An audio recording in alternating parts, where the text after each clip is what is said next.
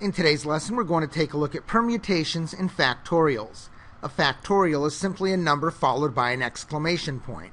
That exclamation point means we take the number and multiply it by the natural numbers that are below it, going all the way down to 1. 3 factorial is 3 times 2 times 1, which is 6. In our first example, we want to evaluate 4 factorial. 4 factorial is 4 times 3 times 2 times 1, or 24. In part B, we want to evaluate 6 factorial. Please pause the video here. 6 factorial is 6 times 5 times 4 times 3 times 2 times 1, or 720. What about if we have division? 6 factorial divided by 4 factorial. Well, you simply have to calculate each of the factorials, and then you can go ahead and do the division. 6 factorial over 4 factorial gives me 30. How about 49 factorial over 46 factorial? Well, notice the pattern in example C. In the numerator, if I list all of the natural numbers from 49 down to 1, and in the denominator I list all the numbers from 46 down to 1, really almost everything cancels out. I'm left with 49, 48, and 47 in the numerator. Multiply those together, and I get 110,544. This is how you evaluate a factorial. By the way, sometimes you might see the number 0 factorial. 0 factorial is simply defined as the number 1. That's a fact that you want to know. Now suppose we want to arrange some things. Maybe we have a code that we're entering into an alarm system. The order that I enter the numbers into the system makes a huge difference. The two codes that you see on the screen are not the same, even though they're the same numbers. We call that a permutation when the order we put the numbers in, or the order that we arrange the items in, makes a big difference. In this example, example 2, we want to know how many different ways we can arrange 4 students. We can do this similar to how we did the counting principle. Here we have 4 people to choose from for the first spot, and so we'll write a 4 on the line. We now have 3 remaining people. We'll put a 3 on the line, and now the third person's gone. For the next spot, we have 2 to choose from. That person has been chosen, and now we're down to the last one. To put in our last position, we have 1 person, and that gives us our value, 24. There are 24 different ways I could line those students up. By the way, that's exactly what we found when we lined up the bears in class. We had 4 different colors, and we arranged them and found that there were 24 different ways to line those bears up.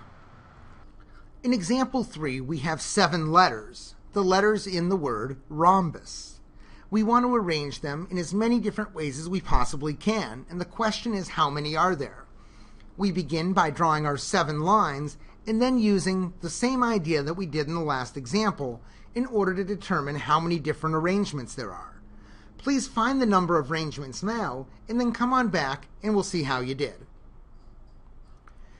Here we had 7 choices for the first spot, 6 for the second, 5 for the third, 4 for the fourth, 3 for the fifth, 2 for the sixth, and 1 choice for the last spot. We multiply those together and we see that there are 5,040 different ways we could arrange these letters. There's another way we can write this, by the way, 7p7. What exactly does 7p7 mean? Well, first of all, the p means permutation. It means the order in which I arrange the things matters. The 7 in the front means I have 7 letters to choose from. The 7 at the back means I'm going to choose 7 of them. And of course, the p means permutation. Now, we can actually use the calculator to evaluate these expressions.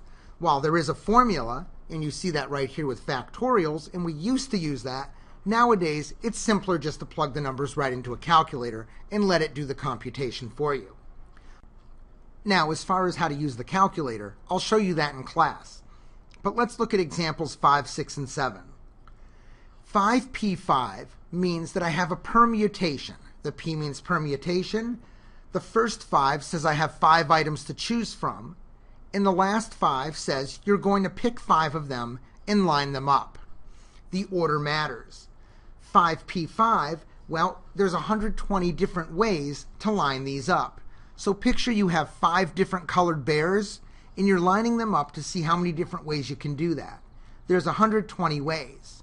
I'll show you tomorrow where the number 120 comes from. In example 6, we have 7 bears, and we're going to pick them 2 at a time. So perhaps I pick the green and the red, and then the red and the green. Then I do the red and the yellow, and then the yellow and the red. There's 7 colors to choose from. I pick them 2 at a time. When I evaluate this in the calculator, I find that there's 42 different ways that I could arrange those bears. Finally, on example 7, it says that I have 48 different colored bears, and I'm going to pick them 2 at a time. P, permutation, means that the order matters. So maybe I have red and purple, purple and red and gray, gray and red, and the P2 means I'm doing them in groups of 2.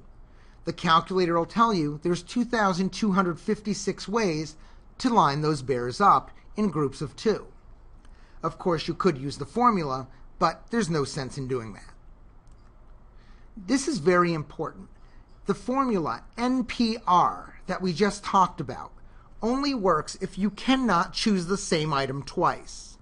For example, when using bears, I could not use red and red. If you pick the red, you could only use it once. You can't have any repeats. Some problems have repeats. For example, in number 9, we're creating 5-letter codes using the letters A, B, C, D, and E. If I'm allowed to repeat letters, I simply ask myself how many choices do I have for each spot. For the first spot, I have 5 choices. I could put an A, a B, a C, a D, or an E. For the second spot, because I'm allowed to use the letters again, I could have A, B, C, D, or E. The same thing is true for the third, fourth, and fifth spot. I could use A, B, C, D, or E. A code that was all the same letter would be fine because repeats are allowed. You could have A, or A, that would be fine. Multiply across, there's 3,125 different codes you could make up. What if, though, you say there can be no repeats? You can use each letter only once. So once you use the letter A, you can't use it again. Well, we would have 5 choices for the first one, 4 choices for the second, 3 for the third, 2 for the fourth, and 1 in the last spot. Once you use a letter, it's gone.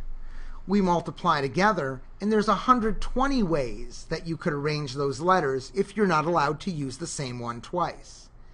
By the way, since repeats are not allowed, we can use that special notation, 5p5. You have 5 to choose from, you're going to pick 5, and the order matters, so it's a permutation. No repeats means you can use 5p5 as your notation. Example 10 is for you to try examples A and example B. We have a 2-digit number that we're creating, and we're using the digits 1, 2, 3, 4, 5, and 6. We want to know how many different numbers we can create using any 2 of those digits if A, you're allowed to repeat them, B, if you're not allowed to repeat them. Please pause the video here, use example 9 as your guide, and come on back when you're finished. Let's see how you did. We have a 2-digit number, so we have 2 blanks. We have 6 to choose from for the first spot. We could pick a 1, 2, 3, 4, 5, or 6. And we have 6 to choose from for the second spot. 6 times 6 is 36. If we cannot repeat digits, if you're only allowed to use each digit one time, then we have 6 for the first spot and 5 for the second. We have 30 numbers that we can create in that place because we can no longer do numbers like 11, 22, 33, 44, and so on and so forth because those involve using the same digit twice. By the way, In example B, where repeats are not allowed, we can use our special notation. P for permutation, we have 6 to choose from, and we're going to pick 2. So here's what you need to know. Permutations are an arrangement of items when the order matters, such as putting the code into your locker in order to get in. Factorials involve multiplication.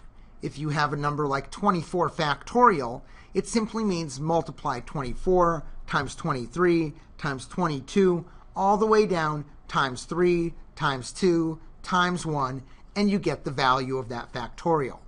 Also, the last important note, the number 0 factorial is equal to 1. And this is everything you need to know to get started working with permutations and factorials.